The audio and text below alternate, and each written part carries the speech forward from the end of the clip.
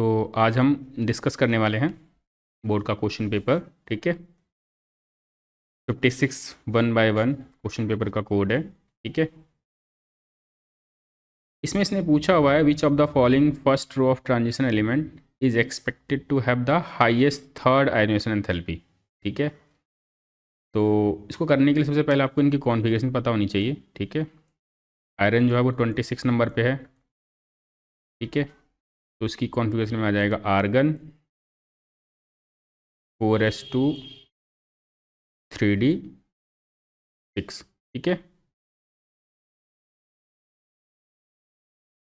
फिर हमारा मैंगनीज 25 पे है। ठीक है, तो आर्गन 4s2 3d5।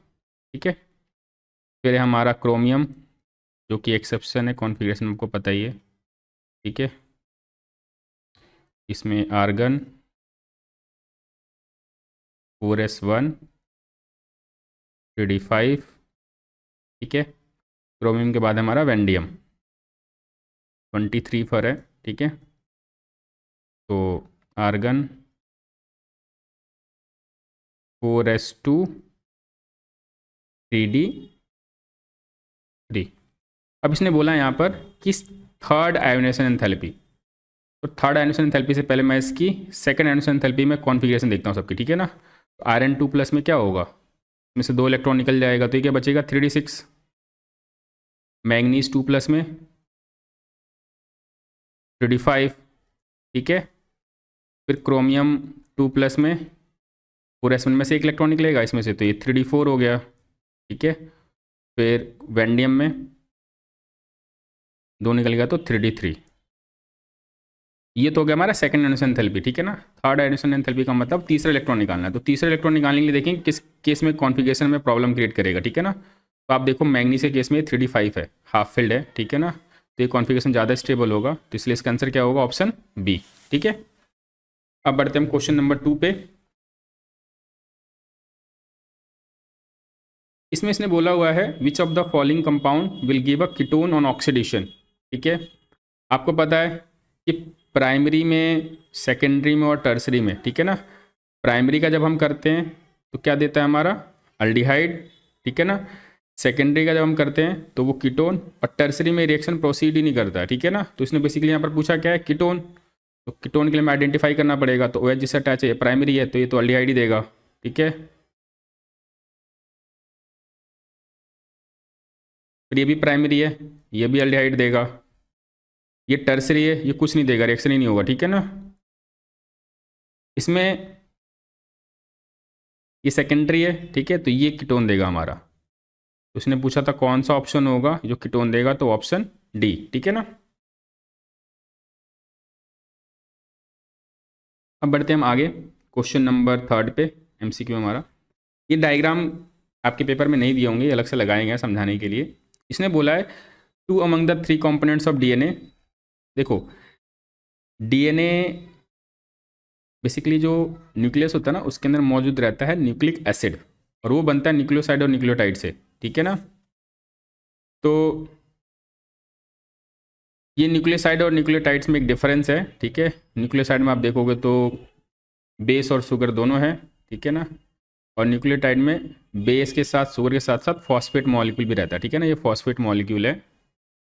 तो न्यूक्लियोटाइड न्यूक्लियोसाइड में यही डिफरेंस है, आप ध्यान रखेंगे। ठीक है ना, बेस रहेगा एक। ठीक है, बेस में आपको पता ही है जो DNA है उसमें एडेनिन रहता है, गुआनिन रहता है, साइटोसिन रहता है, थाइमिन रहता है। ठीक है ना, RNA में एडेनिन, गुआनिन, साइटोसिन, थाइमिन नहीं होता, उसकी जगह यूरेकिल रहता है। ठीक है ना, तो बेस आपका कुछ भी हो सकता है न्यूक्लियोसाइड न्यूक्लियोटाइड के हिसाब से। ठीक है ना, अब इसमें इसने पूछा हुआ था ये two among the 3 components DNA, इसमें हमारा ये बीटा D2 डीऑक्सीराइबोज। ठीक है, इसको पेंटोस शुगर भी बोलते हैं। ठीक है ना, यही हमारे इसी की बात कर रहा हो। ठीक है ना, और हेट्रोसाइक्लिक बेस, ये रहा बेस वो।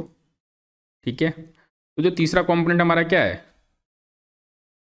वो है हमारा फॉस्फोरिक एसिड। ठीक है ना, ठीक है, यानी फॉस्फेट। तो इसका ऑप्शन क्या होगा, ऑप्शन बी। ठीक है, थर्ड वाले का। क्लियर है। अब बढ़ते हैं हम क्वेश्चन नंबर 4 पे, ठीक है। इसने पूछा क्वेश्चन नंबर 4 पे, for an electrolyte undergo association, ठीक है। एसोसिएशन और डिसोसिएशन, डिसोसिएशन का मतलब होता है कि इलेक्ट्रोलाइट का ब्रेकडाउन होना, ठीक है ना, वो इलेक्ट्रोलाइट खुद सेल्फ डिसोसिएट हो जाएगा, टूट जाएगा, ठीक है ना। एसोसिएशन में क्या होगा कि दो इलेक्ट्रोलाइट ऐड होके एक नया बना देंगे, जैसे इथेनॉइक एसिड है, इथेनॉइक एसिड डिमर बनाता है, दो इथेनॉइक एसिड के मॉलिक्यूल आपस में जुड़ जाएंगे, ठीक है।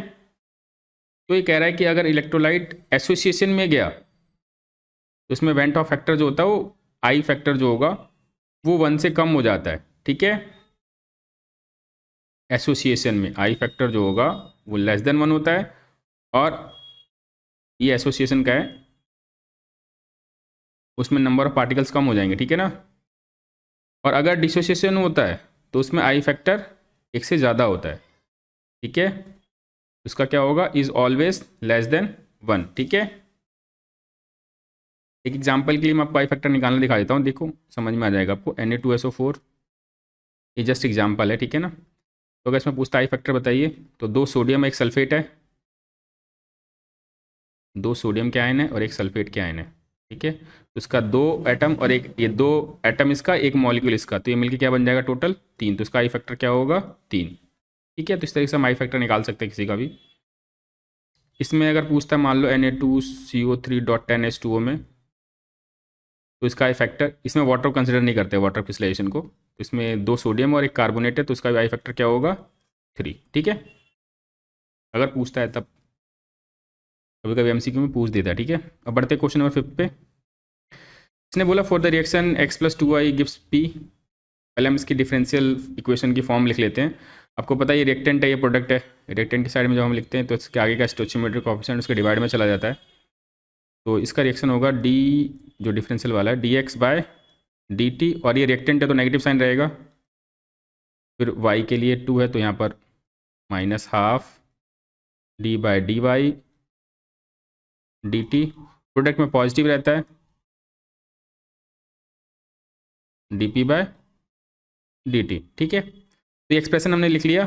अब जरा इसने पूछा हुआ है तो देखते हैं जरा कौन सा एक्सप्रेशन इसमें सही है। तो अभी आप देखोगे तो p और y के साथ रिलेट किया हुआ है, ठीक है। p हमारा ये रहा और y हमारा ये रहा, ठीक है। इसमें आप देखोगे अगर ये 2 इधर जाता है तो 2dp हो जाएगा, और साइन भी उसी हिसाब से, तो इसका ऑप्शन ए है, ठीक है। बाकी में देखो इसमें तो स्टोइचियोमेट्रिक कोएफिशिएंट ही नहीं है एक्स में, dp/dt, यहाँ पे इसने नेगेटिव साइन लगा हुआ है इसलिए गलत है, ठीक है ना। प्रोडक्ट में हमेशा पॉजिटिव रहता है, ठीक है। तो इसकी वजह से ये ऑप्शन क्या हमारा ऑप्शन ए, ठीक है। क्वेश्चन नंबर 5 हो गया हमारा, 6 पे चलते, ठीक है ना। इसने पूछा था compound which undergo SN1 reaction most rapidly. SN1 reaction आपको पता है ये 2 स्टेप में होता है, ठीक है, और उसमें कार्बोकैटायन फॉर्म होता है। तो कार्बोकैटायन अगर हम फॉर्म कराएंगे तो जो सबसे ज़्यादा स्टेबल होगा कार्बोकैटायन उसमें जल्दी रिएक्शन प्रोसीड कराएगा, ठीक है। तो हमें देखना है इसमें कौन सा है जो कार्बोकैटायन फॉर्म करेगा, ठीक है। तो इसमें कार्बोकैटायन फॉर्म करते हैं, कार्बोकैटायन पता है ना, इसका जो कार्बोकैटायन की स्टेबिलिटी है वो इस तरीके से होती है, सबसे ज़्यादा स्टेबिलिटी होती है 3 डिग्री की, उसके बाद 2 की, उसके बाद 1 की। तो यहाँ पर जो ब्रोमीन अटैच है जब ये हटेगा तो 1 डिग्री कार्बोकैटायन बनेगा, यहाँ पर अटैच है तो यहाँ पर क्या बनेगा 2 डिग्री, यहाँ पर अटैच है तो यहाँ पर भी 2 डिग्री, ठीक है। यहाँ पर ये ब्रोमीन निकल नहीं पाएगा क्योंकि ब्रोमीन जो बेंजीन है उसके साथ पार्सली डबल बॉन्ड रेजोनेंस की वजह से बन जाता है, ठीक है ना। तो ये तो पॉसिबल ही नहीं है, ब्रोमीन हटेगा नहीं इधर से, ठीक है ना। अब ABC ये दोनों 2 डिग्री है, ठीक है। इसके कार्बोकैटायन को स्टेबलाइज करने के लिए यहाँ पर मल्टीपल बॉन्ड है, डबल बॉन्ड है, तो ये ज़्यादा कार्बोकैटायन स्टेबल है उसके रेस्पेक्ट में, इसलिए इसका ऑप्शन क्या होगा ऑप्शन ए, ठीक है। अब बढ़ते हैं क्वेश्चन नंबर 7 पे।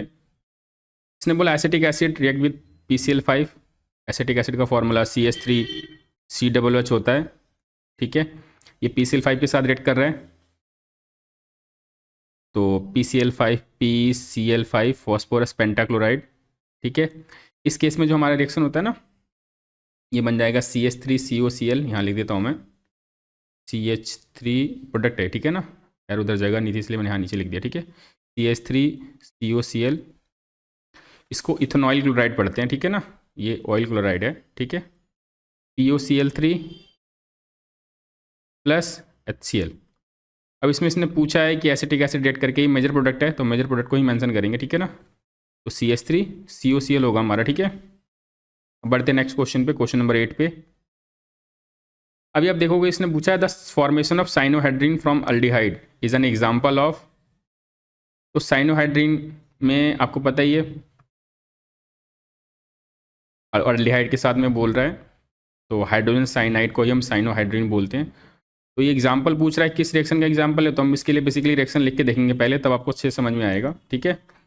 तो अल्डिहाइड में मैं एक एग्जाम्पल ले लेता हूँ, इथेनॉल ले लेते हैं, ठीक है, CH3 CHO होता है इस तरीके से, ठीक है, और साइनोहाइड्रीन है तो HCN ले लेते हैं, ठीक है। आपको पता है हाइड्रोजन साइनाइड आयंस में टूटेगा अपने अपने, तो H+ और CN-, जस्ट समझाने के लिए एग्जाम्पल दिखा रहा हूँ मैं आपको, ठीक है ना, ताकि आप साथ साथ कंसेप्ट भी अपने क्लियर करते चलो, ठीक है। अब CN नेगेटिव है, तो आपको पता है कि ऑक्सीजन जो है ज़्यादा इलेक्ट्रोनेगेटिव है, तो ये क्या करता है बेसिकली इस इलेक्ट्रॉन को अपनी तरफ शिफ्ट करने की कोशिश करता है, तो इस पर पार्सली नेगेटिव चार्ज, ठीक है, और इस पर पार्सली पॉजिटिव चार्ज। अब साइनाइड को अगर जाना होगा तो कहाँ जाएगा, नेगेटिव चार्ज है तो ये जाएगा यहाँ पॉजिटिव साइड पे, ठीक है। और हाइड्रोजन कहाँ जाएगा, हाइड्रोजन जाएगा नेगेटिव साइड पे, तो इसलिए इस केस में जो प्रोडक्ट बनता है ना हमारा वो ये बनता है, ठीक है, CH3CH तो था ही हमारा, ठीक है, एक तरफ हमारा OH बन जाएगा और एक तरफ हमारा साइनाइड आ जाएगा, ठीक है ना, क्लियर। अब ये पूछ रहा है कि ये किस टाइप का रिएक्शन है, ठीक है। आप देखोगे यहाँ से कुछ हटा भी नहीं है, ठीक है, कोई चीज़ रिप्लेस भी नहीं हुआ है कि हाँ ये हटाओ, ठीक है। साइनाइड हमारा क्या है, न्यूक्लियोफाइल है, ठीक है, तो न्यूक्लियोफाइल जाके बेसिकली क्या हुआ है, ऐड हुआ है रिएक्शन में, इसलिए इसको हम बोलते हैं न्यूक्लियोफिलिक एडिशन रिएक्शन, ठीक है ना। तो इसलिए ऑप्शन क्या होगा इसका, A, ठीक है। अब आते हैं क्वेश्चन नंबर 9 पे। ये कह रहा है in Arrhenius equation when log k is plotted against 1/t, तो इसका स्लोप क्या रिप्रेजेंट करता है, इसका एक डायग्राम है ये बना हुआ, ये पेपर में नहीं बना हुआ था, ठीक है ना, ये अलग से लगाया गया है। पहले इस एक्सप्रेशन का मतलब समझते हैं ये आया कैसे है, ठीक है। आपको पता है जो आरएनएस का एक्सप्रेशन था वो ये था, k is equal to AE minus EA/RT। यहाँ पर k रेट कांस्टेंट था, A आरएनएस कांस्टेंट था, E एक्सपोनेंशियल है, EA एक्टिवेशन एनर्जी है, R गैस कांस्टेंट है और T टेम्परेचर है, ठीक है ना। हम क्या करते हैं, लॉग लेते हैं, तो log k log AE minus EA/RT। मैं साथ ही साथ आपको डेरिवेशन भी दिखा दे रहा हूँ, ठीक है ना, MCQ भी सॉल्व हो जाएगा और हमारा कंसेप्ट भी क्लियर हो जाएगा, ठीक है। लॉग A इंटू बी का फॉर्मूला होता है log A plus log B, तो log A plus log B, ठीक है। log E1 होता है, उसका बेस कैंसिल आउट हो जाएगा, ठीक है ना, तो log से E कैंसिल होके ERT आ जाएगा, तो ये आ जाएगा log A माइनस EA/RT, ठीक है। अब आपको पता ही है ये बेसिकली जो फॉर्मूला रहता है वो ln रहता है, ठीक है, नेचुरल लॉग, ठीक है, ln यहाँ पे भी ln, यहाँ पे भी ln, ठीक है। मैं इसको एक बार रिकरेक्ट कर देता हूँ ताकि फैक्टर भी समझाने में आसानी रहेगी, ठीक है। ये नेचुरल लॉग होता है, नेचुरल लॉग में हमारा बेस डिफाइन नहीं होता, ठीक है ना, और जब हम लॉग लेते हैं ना तो उस केस में हमारा बेस 10 हो जाता है, तो ये ln k, यहाँ पे भी ln हमने नेचुरल लॉग लिया है, ln k ln ln, और जब नेचुरल लॉग को लॉग में कन्वर्ट करना होता है तब फैक्टर आता है 2.303, आपने सुना होगा, ठीक है। तो ये हो जाएगा log A माइनस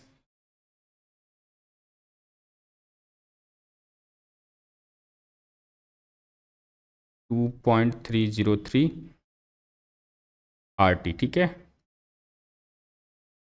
अब इसको हम यहाँ लिख लेते हैं, क्योंकि जो ग्राफ है उसने बोला हुआ है ग्राफ में 1/t को अलग रखना है, ठीक है, और log के को एक तरफ रखना है। तो log के वर्सेस हम 1/t को हम आपस में कोरिलेट करेंगे। log के, इसको मैं पहले लिख लेता हूँ, -EA में 2.303 R, ठीक है, ये हो गया हमारा 1/t, क्योंकि टेम्परेचर को कोरिलेट करना है, ठीक है, प्लस log A, ठीक है। अब जो ग्राफ बना है वो log के वर्सेस इसके उसमें बना हुआ है, ठीक है।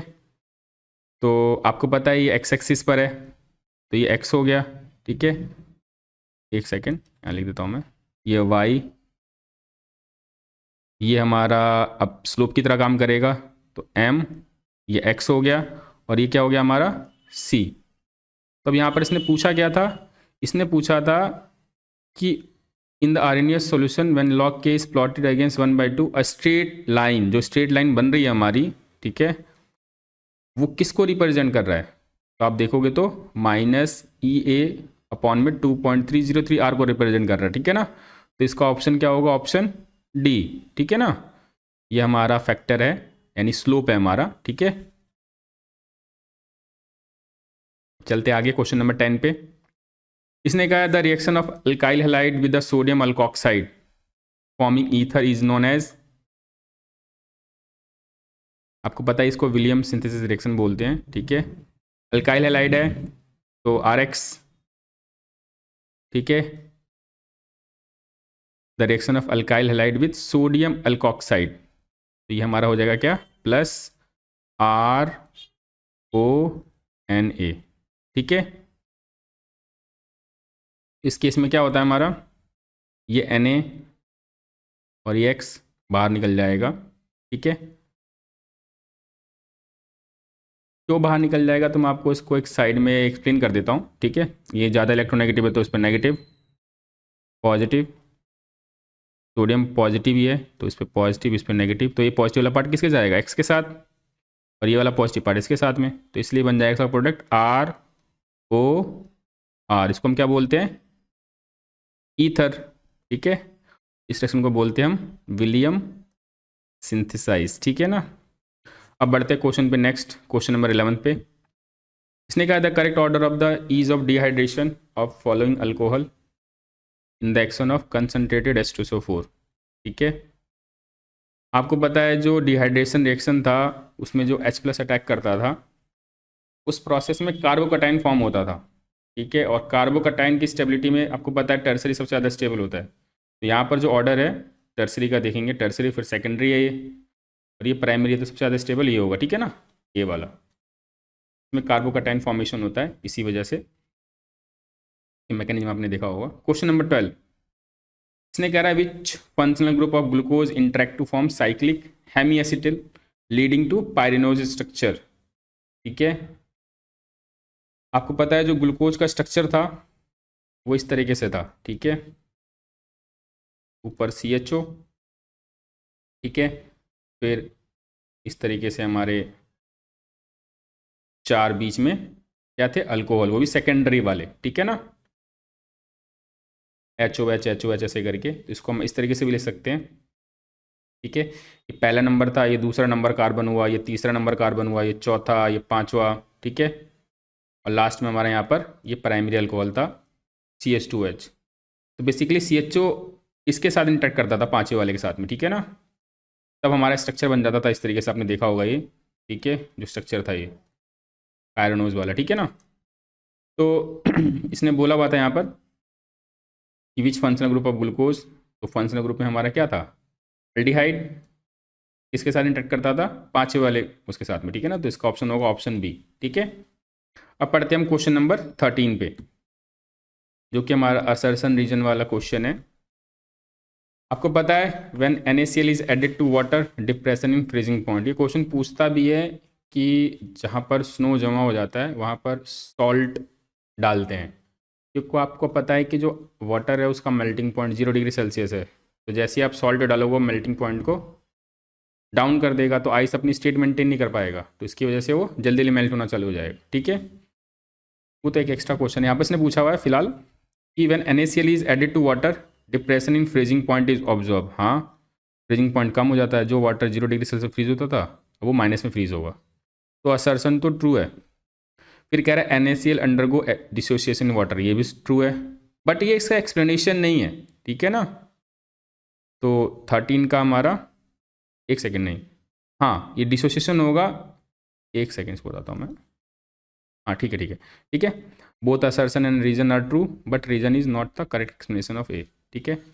अब अगर ये बोलता कि नए आयंस बनते हैं, ठीक है, और उसकी वजह से वेपर प्रेशर डाउन हो जाता है या जो भी चीज़ें, तब उस केस में हमारा इसका एक्सप्लेनेशन होता। तो इसका ऑप्शन होगा ऑप्शन बी, दोनों ट्रू है बट वो इसका एक्सप्लेनेशन नहीं है, ठीक है। क्वेश्चन नंबर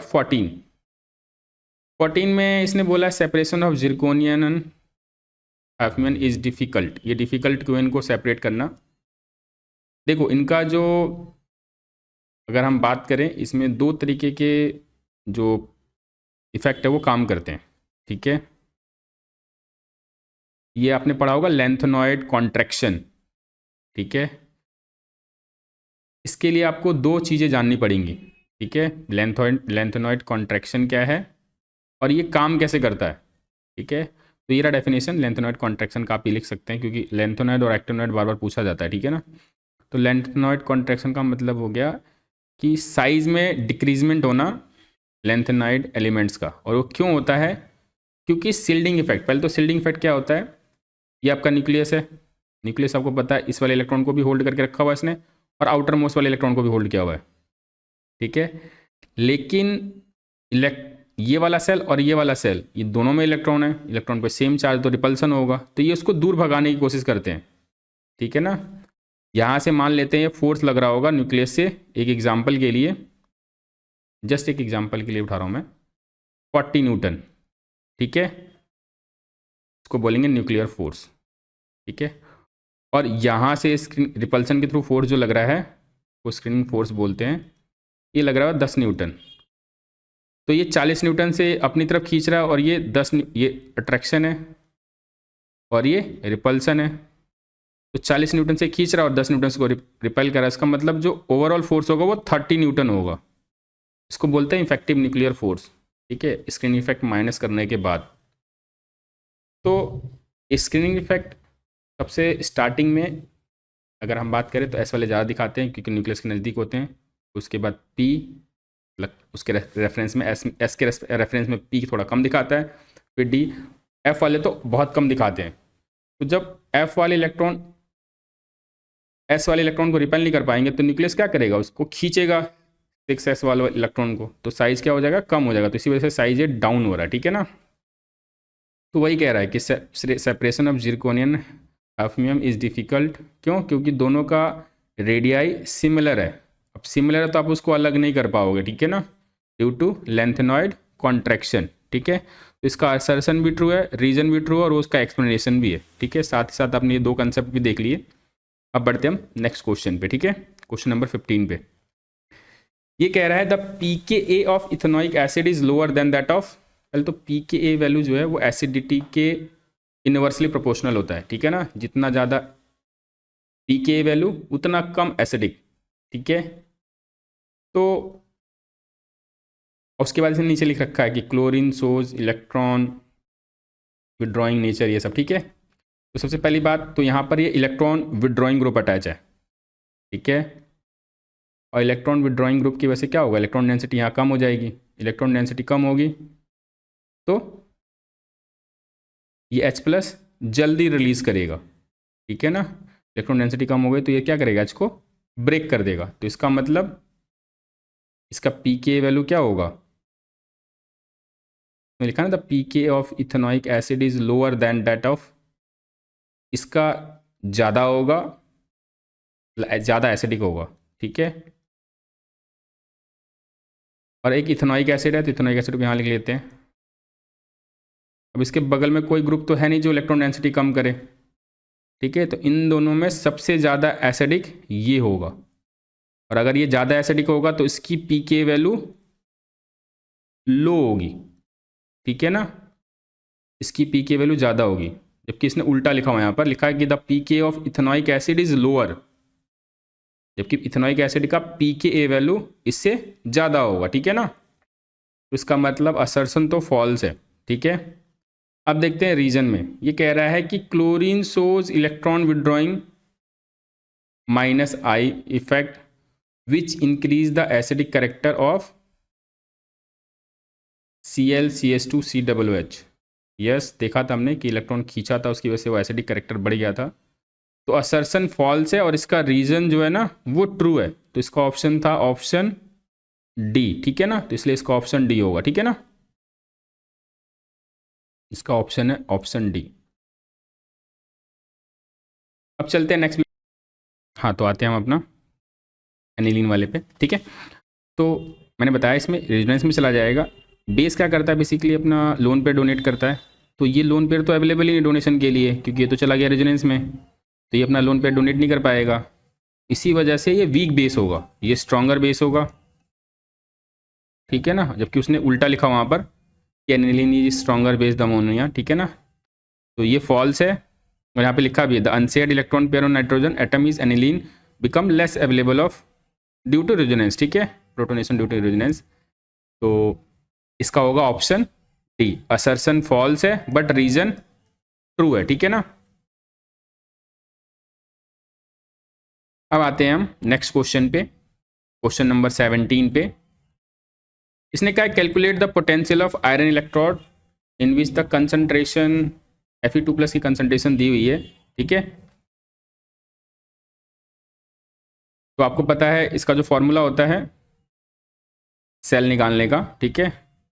आयरन के लिए लिख रहे हैं तो Fe2+/Fe लिखेंगे, ठीक है।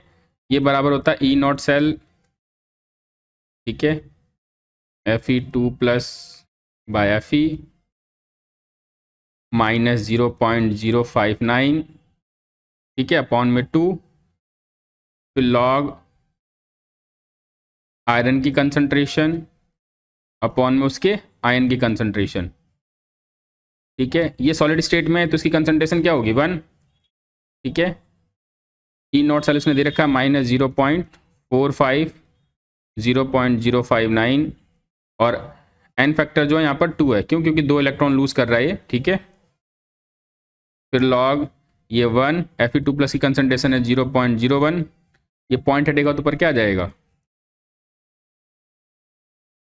ठीक है, 0.059/2, ये ऊपर आ जाएगा लॉग 10 की पावर -2, और -2 log 10 हो जाएगा ये,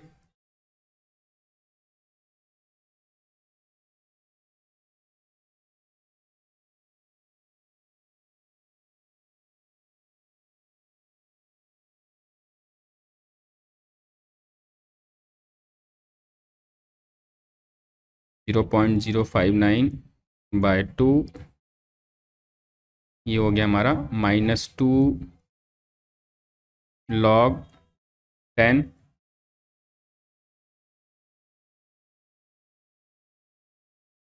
ये माइनस माइनस ये 2 से 2 कट जाएगा, log 10 की वैल्यू 1,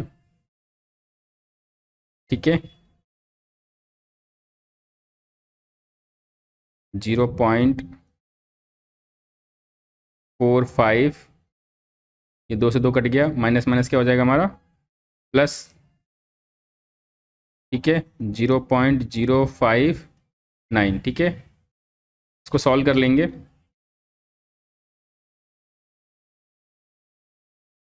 ठीक है, 0 लगाकर आप माइनस कर लेना, ठीक है ना। तो लगभग आ जाएगा 0.509 वोल्ट, यूनिट जरूर लिखेंगे, ठीक है ना।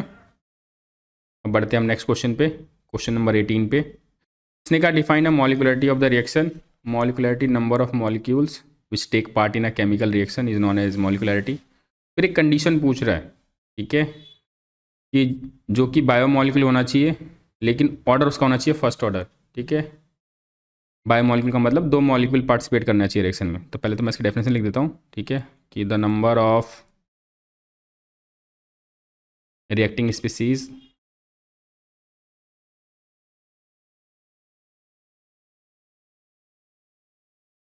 Taking part in elementary reaction, ठीक है ना, टेकिंग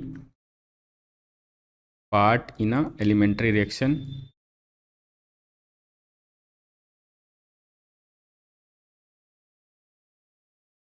ठीक है, विच मस्ट कोलाइड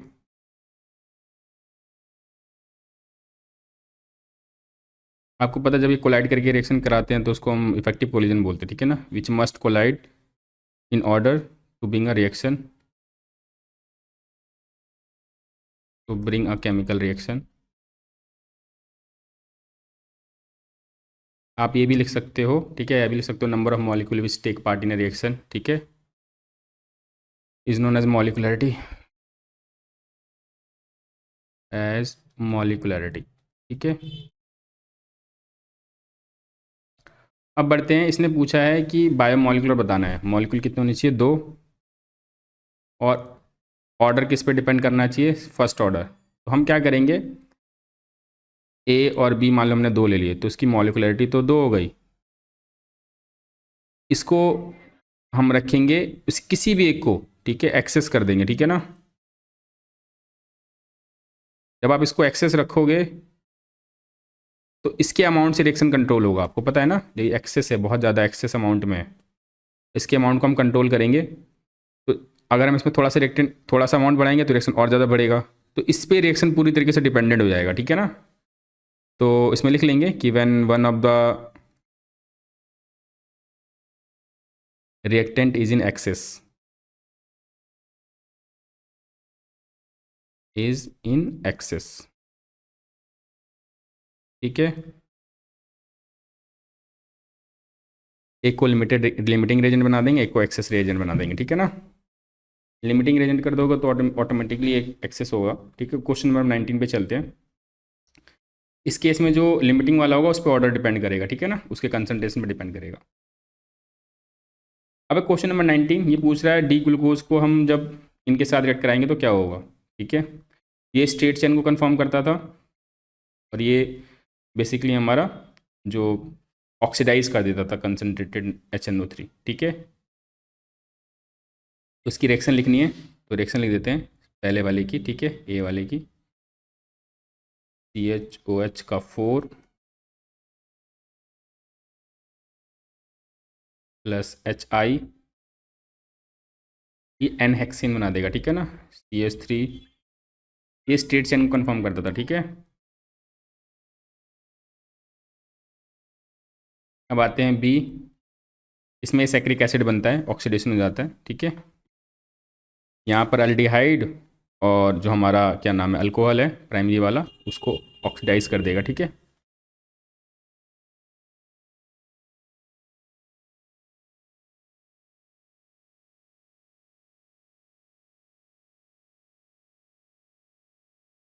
कंसनट्रेटेड HNO3, अब ये आप ऑक्सीडेशन भी ले सकते हो, ठीक है।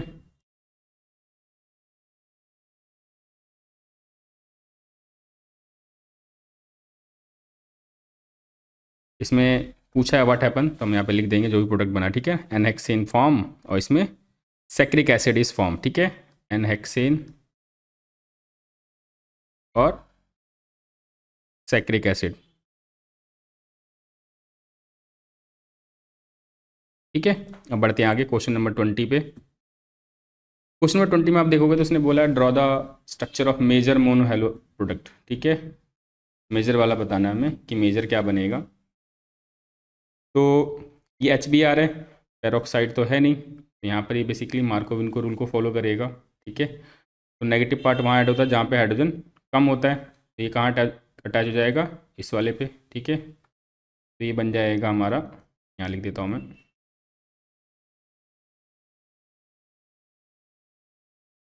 ब्रोमीन।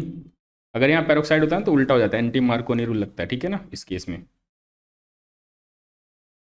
हाइड्रोजन इस वाले पे चला जाएगा, इस पर हाइड्रोजन ज़्यादा है हमारा, ठीक है। अब ये हमारा UV लाइट वाला ये Br2,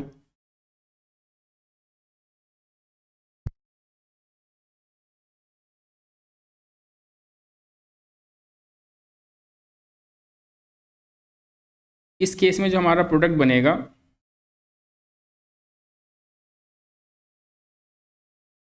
बेसिकली ये ब्रोमिनेशन है, ठीक है ना। तो ये जो ऐड होगा वो मल्टीपल बॉन्ड को छोड़कर ठीक है ना, कहीं भी अटैच हो जाएगा, ठीक है ना। ये मल्टीपल बॉन्ड वाली पोजीशन पे अटैच नहीं कराएंगे, ध्यान रखना आप लोग, ठीक है।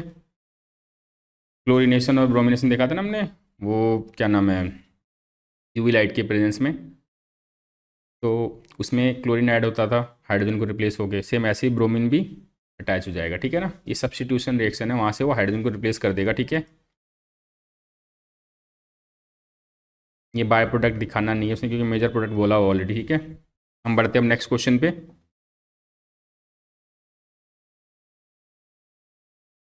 अब ये पूछ रहा है कि ग्रिगनार रिएजेंट को एनहाइड्रस कंडीशन में प्रिपेयर क्यों करते हैं। एनहाइड्रस का मतलब हो गया वाटर मौजूद नहीं होना चाहिए, ठीक है ना। तो आपको पता है जो ग्रिगनार रिएजेंट है उसका फॉर्मूला है RmGx, ठीक है। और अगर आसपास वाटर हुआ, ठीक है, तो ये होगा क्या, रिएक्शन लिखना नहीं है, समझाने के लिए। आपको पता है वाटर में H+ और OH-, तो ये OH- चला जाएगा MgX के साथ में, ठीक है। तो ये बन जाएगा हमारा MgOHX, ठीक है। और ये हाइड्रोजन चला जाएगा R के साथ में, तो ये हो गया हमारा RH। ये बन गया हमारा क्या, अल्केन। और ये क्यों हुआ, क्योंकि MgX में आपको पता है मैग्नीशियम मेटल है, इलेक्ट्रोपॉजिटिव मेटल है, तो इस पर पॉजिटिव चार्ज, और इस पर क्या डेवलप कर देगा वो, अल्काइल पे नेगेटिव चार्ज, ठीक है। तो इसलिए H+ अल्काइल के साथ चला गया। तो इस केस में हम सिंपल लिखेंगे, ठीक है, इसके आंसर में कि it react with water to form alkane, it react with water to form alkane, ठीक है। अल्केन, अल्केन, ठीक है। ये पैड पे लिखने में बहुत दिक्कत हो रही है, आदत नहीं है, ठीक है। अब आते हैं सेकंड पे। इसने बोला alkyl halide gives alcohol with aqueous KOH, ठीक है। अल्काइल हैलाइड मतलब RX, किसके साथ में बोल रहा है, एक्वस केवच, ठीक है। इसके साथ जब रिएक्ट करता है तो ये बनता है OH, ठीक है। फिर कह रहा है अगर अल्कोहलिक केवच हुआ, इस केस में अल्कोहलिक केवच या इथेनॉल प्लस पोटेशियम हाइड्रोक्साइड, इसी को हम अल्कोहलिक केवच भी बोलते हैं, तब उस केस में अल्कीन बन रहा है। तो हमें इसका रीजन बताना है, तो इसका रीजन आप तभी समझ पाओगे जब आप रिएक्शन समझोगे, ठीक है। एक्वस केवच में ये बेसिकली ऐसे आयंस में टूट जाता है, ठीक है ना, ठीक है, क्योंकि स्ट्रॉन्ग बेस है ये, स्ट्रॉन्ग बेस कंप्लीट डिसोसिएट होता है। और आपको पता है यहाँ पर ये नेगेटिव, यहाँ पर ये पॉजिटिव, तो OH X को रिप्लेस कर देगा, ठीक है, वो चला जाएगा इसके साथ, ठीक है ना, X R के साथ में, इसलिए यहाँ पर अल्कोहल बन गया हमारा, ठीक है। और साथ में बाई प्रोडक्ट वहाँ निकल जाएगा KX, ठीक है। मैं भी रिएक्शन समझाता हूँ, उसके बाद आपको इसका आंसर बताऊंगा, ठीक है। अब जब हम अल्कोहलिक केवच में देखेंगे, ठीक है, अल्कोहलिक केवच जो है वो बेसिकली स्ट्रॉन्गर बेस है, ठीक है। और स्ट्रॉन्गर बेस और ये हमारा जो RX है, ठीक है, ये एसिड की तरह ही काम करेगा, ठीक है, तरह से देखा जाए तो बेस और ये मिलके पता है ना आपको सॉल्ट बनाता है, ठीक है। तो इस केस में क्या होगा, एलिमिनेशन होगा, ठीक है। तो यहाँ पर मैं लिखता हूँ इसके आंसर में, यहाँ से आंसर लिखेंगे, ठीक है, और रिएक्शन नहीं लिखना आपको, सेकंड वाले में यहाँ पे आंसर लिख देता हूँ मैं। अल्कोहलिक केवच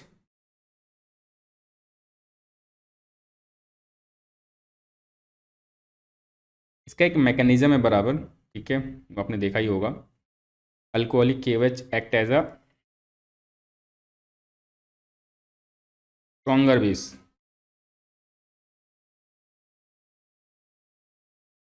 ठीक है, देन एक्वस केवच,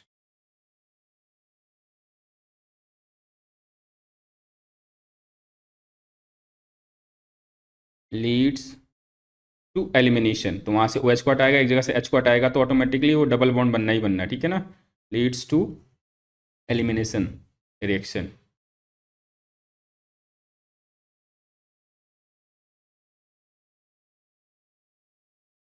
ठीक है। अब आते हैं आगे, क्वेश्चन नंबर 21। इसने पूछा है ब्यूटन 2 को ट्रीट कर रहे हैं जिंक अमलगम और HCl के साथ में, तो इसकी केमिकल रिएक्शन बतानी है हमें, ठीक है। ये ए वाले का आंसर CH3 ब्यूटन 2 है, तो CO CH2 CH3, ठीक है। ये क्लिम्सन रिडक्शन है। रिडक्शन का मतलब होता है हाइड्रोजन ऐड हो जाना, ठीक है ना। तो ये पूरा का पूरा अल्कीन में कन्वर्ट हो जाएगा, यहाँ भी हाइड्रोजन ऐड हो जाएगा ऑक्सीजन हट के, ठीक है। तो इस केस में बन जाएगा CH3 CH2 CH2 CH3, ठीक है। ब्यूटानोन ब्यूटेन में कन्वर्ट हो जाएगा, ठीक है। यहाँ पे जो रिएजेंट लिख देंगे जिंक मर्क्यूरी जो है हमारा, ठीक है। कंसनट्रेटेड HCl, ठीक है। ये तो हमें आंसर में लिखना है, बाकी मैं इसका मैकेनिज्म समझाता हूँ, कभी कभी मैकेनिज्म पूछ लेता है, ठीक है, एक्स्ट्रा है। आपको पता ब्यूटन 2 है तो ये इस तरीके से स्ट्रक्चर होगा इसका। मैकेनिज्म लिखना नहीं है, जस्ट समझने के लिए, ठीक है ना। आंसर में मैकेनिज्म नहीं लिखोगे जब तक नहीं पूछा जाए, ठीक है। HCl डाला हुआ है तो H+ देगा ये। अब आपको पता है H+ देगा तो ऑक्सीजन ज़्यादा इलेक्ट्रोनेगेटिव है यहाँ पर, ठीक है। इस पर नेगेटिव चार्ज रहता ही है, पॉजिटिव, तो H+ कहाँ जाएगा O पे, तो इसलिए क्या बना देगा CH3, ठीक है। इलेक्ट्रोलाइटिक फ्यूजन होगा इसमें, ठीक है ना। ये बॉन्ड का पूरा इलेक्ट्रॉन ऑक्सीजन लेगा, तो CH3 COH, यहाँ पे पॉजिटिव चार्ज आ गया क्योंकि इसका एक इलेक्ट्रॉन ऑक्सीजन ने ले लिया ऑलरेडी जो शेयर किया हुआ था, ठीक है। ये तो हो गया रिएक्शन यहाँ तक, ठीक है। अब जिंक का क्या रोल है, बेसिकली जिंक की टेंडेंसी इलेक्ट्रॉन लूज करने की, तो जिंक कन्वर्ट हो जाएगा Zn है ना, वो Zn2+ में, ठीक है। अब Zn2+ का मतलब इसने 2 इलेक्ट्रॉन दिया, तो ये क्या करेगा, 2 इलेक्ट्रॉन पहले इस चार्ज को न्यूट्रलाइज करेगा और फिर इसको 1 इलेक्ट्रॉन और देगा, ठीक है। तो इसी वजह से ये ऐसे दिखेगा, ठीक है ना। नीचे लिख देता हूँ मैं इसके बाद का इधर CH3 COH, 1 इलेक्ट्रॉन इसका खुद का मिल गया और एक एक्स्ट्रा, इसलिए 2 नेगेटिव और एक नेगेटिव और 2 इलेक्ट्रॉन होगा, ठीक है ना। एक इसने इलेक्ट्रॉन किसी और से लिया हुआ है,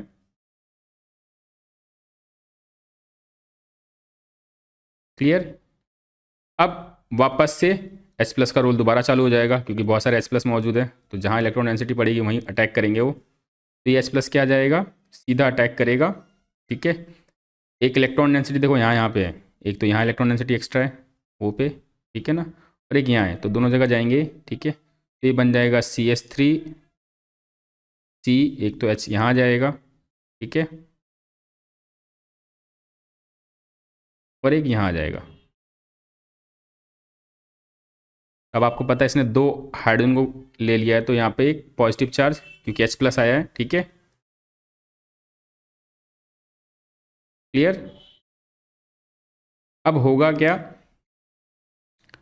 अब इस प्लस चार्ज को न्यूट्रलाइज करना है, तो इसको इसके साथ बॉन्ड अपना ब्रेक करना पड़ेगा, तो यहाँ से वाटर एलिमिनेट हो जाएगा और इसके साथ ये हाइड्रोजन अटैच हो जाएगा, ठीक है ना। तो ये क्या बन जाएगा हमारा, यहाँ लिख देता हूँ मैं CH3 CH2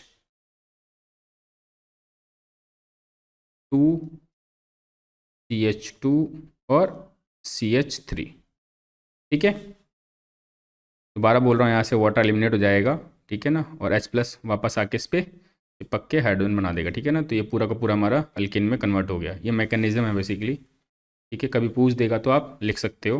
अब बढ़ते क्वेश्चन नंबर 22 पे। क्वेश्चन नंबर 22 में देखो तो इसने बोला हुआ है कंडक्टिविटी सेल है, ठीक है, और इसको फिल किया हुआ पर्टिकुलर एक लिक्विड से जो कि KCl सॉल्यूशन है, ठीक है। तो समझने के लिए पहले आपको फॉर्मूला पता होना चाहिए, तो आपको पता है रेजिस्टेंस इज इक्वल टू होता है रो L/A।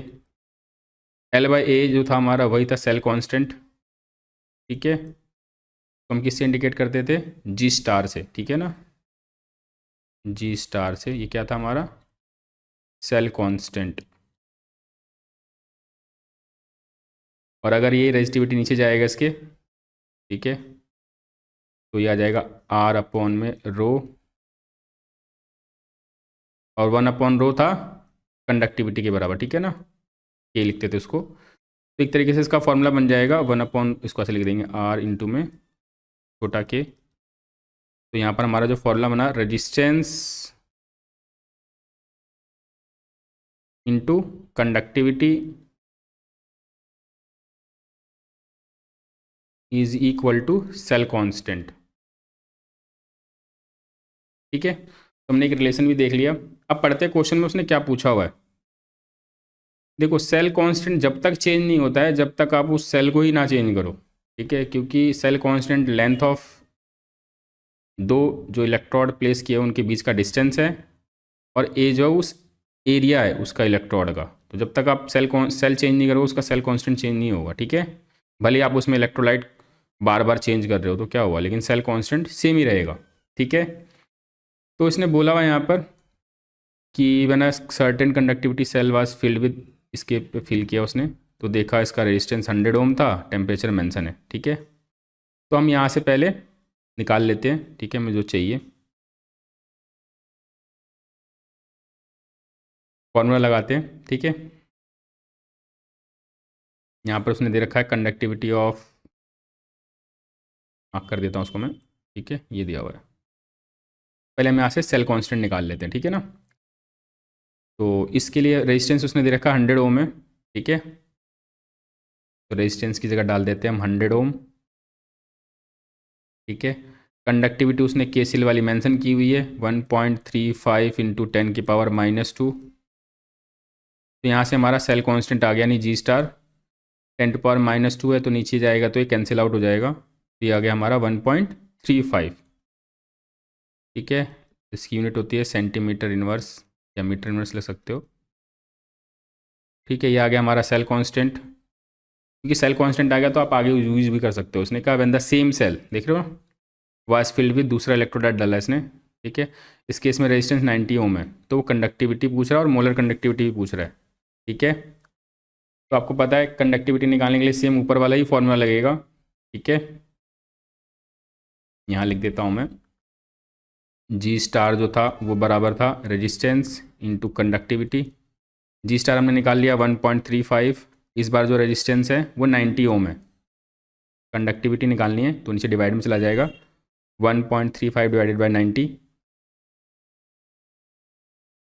ठीक है, ये आ जाएगा सॉल्व करके 0.015 साइमन सेंटीमीटर इनवर्स। ठीक है, ये यूनिट है। ठीक है, कंडक्टिविटी की। मोलर कंडक्टिविटी का जो फॉर्मूला होता है वो होता है conductivity with respect to concentration. ठीक है, तो लिमिटिंग मोलर कंडक्टिविटी या मोलर कंडक्टिविटी, फिलहाल तो मोलर कंडक्टिविटी पूछा हुआ इसने, ये हो जाएगा K इंटू में 1000 बाय C। ये हमारे पास दे रखा है 0.015 1000 और हमारे पास एक सेकेंड मोलैरिटी दी हुई है। कितनी दी हुई मोलैरिटी 0.02। ठीक है, इसको आप सॉल्व करोगे तो ये पूरा आ जाएगा काट पीट के 750। ठीक है, साइमन सेंटीमीटर स्क्वायर पर मोल। ठीक है, अब बढ़ते हैं नेक्स्ट क्वेश्चन पे, क्वेश्चन नंबर 23 पे। क्वेश्चन नंबर 23 में आप देखोगे तो ये एक इन्फॉर्मेशन टाइप का एक टेबल बना हुआ है। ठीक है, इसी टेबल को यूज़ करके हमें सारी चीज़ें पता लगानी है। ये टेबल वाले क्वेश्चन भी आते हैं पेपर में। ठीक है, एक्सपेरिमेंट करके पता लगाया गया। तो पहले हम सबके हिसाब से यहाँ लिख लेंगे। ठीक है, इसके हिसाब से जो रेट का एक्सप्रेशन है, पहले तो क्या होगा रेट का एक्सप्रेशन, के रेट कांस्टेंट, यहाँ पर जो रिएक्टेंट है वो NO है आप देखोगे तो। ठीक है, और ब्रोमीन है। ठीक है, हमें नहीं पता इसका ऑर्डर क्या है तो हम यहाँ पर लिख लेते हैं P और Q।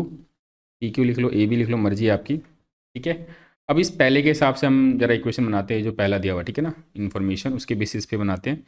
इसमें रेट कांस्टेंट हमारे पास दिया हुआ है रेट ऑफ रिएक्शन दिया हुआ है, इनिशियल रेट लिखा हुआ है 1.0 इंटू 10⁻³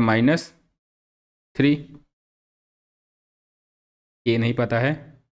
कंसंट्रेशन इस केस में 0.05 है पी।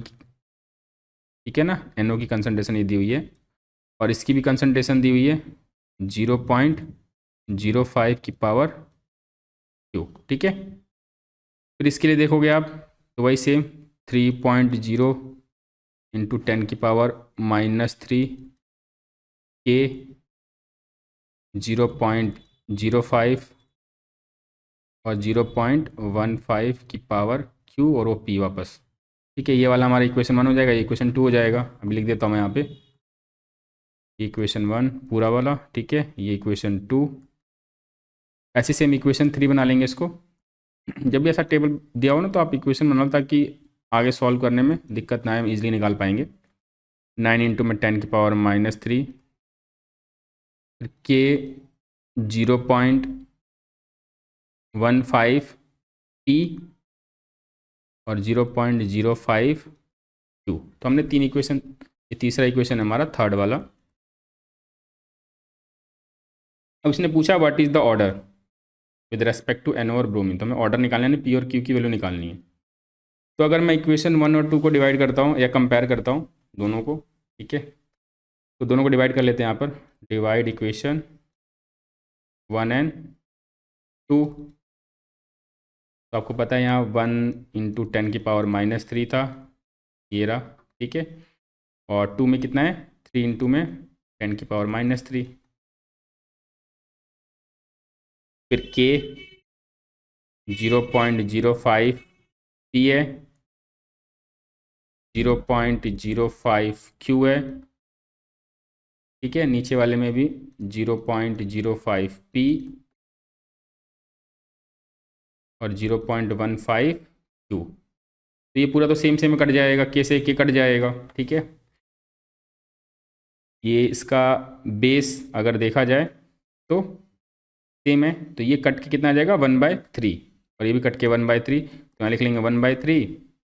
ये पॉइंट से पॉइंट कैंसिल होगा तो इसको मैं लिख सकते हैं ना 5/15 पावर क्यू। तो ये कट के 1/3 भी आ गया। तो कंपेयर करेंगे तो यहाँ पावर 1 है, तो इसका मतलब क्यू की वैल्यू क्या हो गई 1, ठीक है। क्यू की वैल्यू आ गई हमारी। अब निकालना क्या है, पी की वैल्यू निकालनी है, ठीक है ना। तो सेम ऐसे ही हम इक्वेशन 1 और 3 को डिवाइड कर सकते हैं। हम देखो डिवाइड जब करेंगे तो जरूर देखेंगे कि कोई एक सेम होना चाहिए। तो 1 और 3 में अगर मैं देखूंगा तो क्यू वाला सेम है तो वो कट जाएगा आराम से, ठीक है। तो 1 और 3 को डिवाइड करेंगे अगर हम,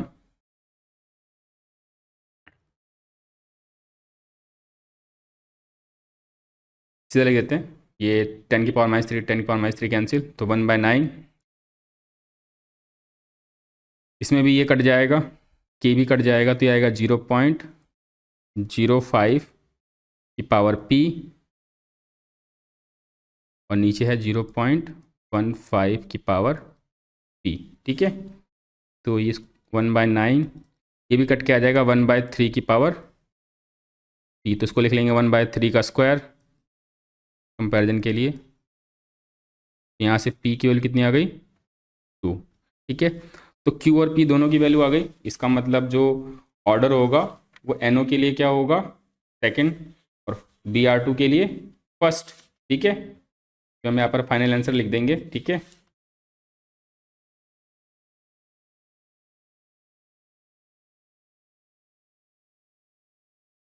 order with respect to NO ये 2 हो गया और order with respect to Br2 1 हो गया हमारा, ठीक है।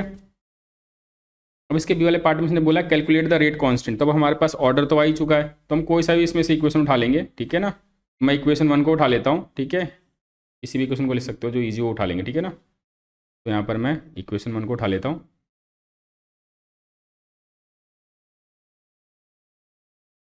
1 इंटू 10 की पावर -3 था, के 0.05 की पावर 2 इंटू में 0.05 की पावर 1। हमने अब पी और क्यू की जगह वैल्यू डाल दी, ठीक है ना। तो 2 और ये तो 1 आ गया हमारा, ठीक है। आपको पता है दोनों का बेस सेम है, क्या हो जाएगा 0.05 की पावर 3 पावर ऐड हो जाएगा, ठीक है ना। वो कहाँ चला जाएगा नीचे डिवाइड में, ठीक है। तो 1 डिवाइड बाय 0.05 की पावर 3। पॉइंट हटेगा तो ऊपर 100, फिर 100, फिर 100, ठीक है। तो उसको मैं ऐसे लिख सकता हूँ 100/5 एक का, फिर 100/5, ठीक है ना। पॉइंट हटता जा रहा है, क्यूब है तो इसलिए 3 बार लिख रहा हूँ मैं 100/5। कट के ये 2 2 2 2, तो के की वैल्यू कितनी आ गई 2 2 जा 4, 4 2 जा 8, तो ये आ गया 8। इसकी यूनिट लिख लेंगे, ठीक है ना, लीटर स्क्वायर, वो भी यूनिट उस हिसाब से लिखेंगे, ठीक है ना, जो ऑर्डर है हमारा है, ठीक है। मोल -2 S-1, तो इसका आंसर आ गया। सी वाले पार्ट में इसने बोला हुआ था कि determine the rate of reaction when concentration of NO and Br2, rate of reaction पता लगाना, ठीक है ना। तो यहाँ पर सॉल्व करता हूँ मैं सी वाला पार्ट, जगह नहीं क्योंकि आगे सीट ऑलरेडी बनी हुई है, ठीक है। तो इसने पहले तो हम लिख लेते हैं इसका एक्सप्रेशन जो था, रेट इज इक्वल टू के NO2 का स्क्वायर आया था, सेकंड ऑर्डर था, और ब्रोमीन के लिए 1 था। अब क्वेश्चन में इसने बोला हुआ है कि NO के लिए कितना लेना 0.4 और Br2 के लिए 0.2, ठीक है। तो डालते हैं वैल्यू,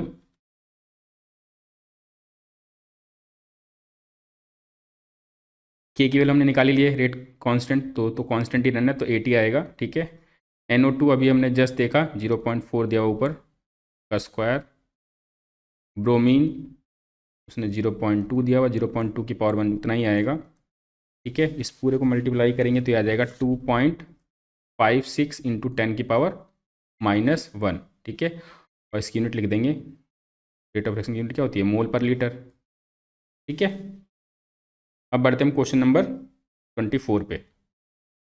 इसने कहा है write the formula for the following coordination compound potassium tetrahydroxido zincate, ठीक है। तो इसका फॉर्मूला लिखना है, यहाँ पर इसने दे रखा ऑक्सीडेशन नंबर, इसका ऑक्सीडेशन नंबर दिया हुआ है जिंकेट का, ठीक है ना। पोटेशियम है तो मैं पहले के को बाहर लिख लेता हूँ, ठीक है, क्योंकि कटायन पहले आता है। फिर टेट्राहाइड्रोक्सिडो जिंकेट है तो Zn, ये तो आप ऐसे लिख सकते हो सीधा, टेट्रा था तो 4। अब देखना क्या है कि पोटेशियम कितना होगा, तो हम ऑक्सीडेशन नंबर के हिसाब से देखेंगे, ठीक है। इसका ऑक्सीडेशन नंबर कितना आया है +2, ठीक है।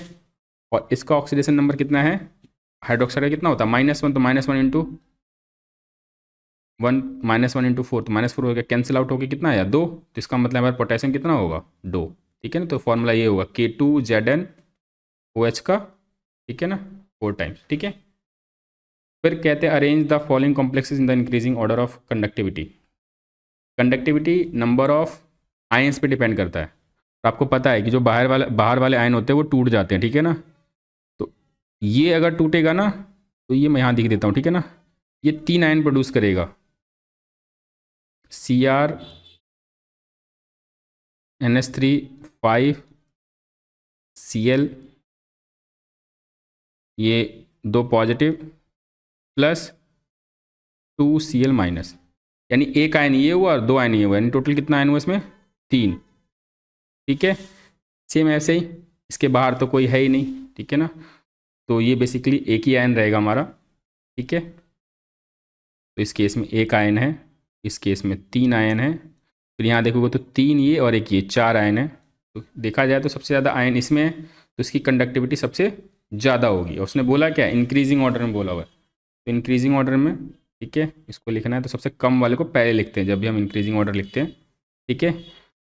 तो सबसे कम आएगा इसका, तो ये आ जाएगा Cr NH3 का थ्राइस, फिर Cl3, एरो हम उसी हिसाब से लगाएंगे, ठीक है। सबसे कम इसका तो एरो उसी साइड रहेगा, ठीक है ना। फिर आ जाएगा इसका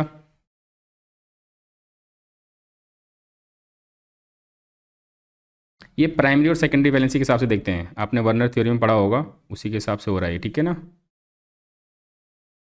जो बाहर होते हैं वो प्राइमरी वैलेंसी को करते हैं, ठीक है ना, और वही आयंस टूटते हैं।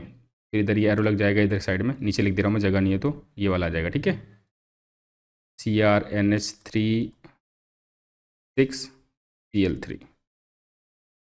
अब कह रहा है identify the type of isomerism exhibit by the following complex, ठीक है। तो इसमें जो है वो लिंकेज आइसोमरिज्म शो करेगा। पता कैसे चलता है लिंक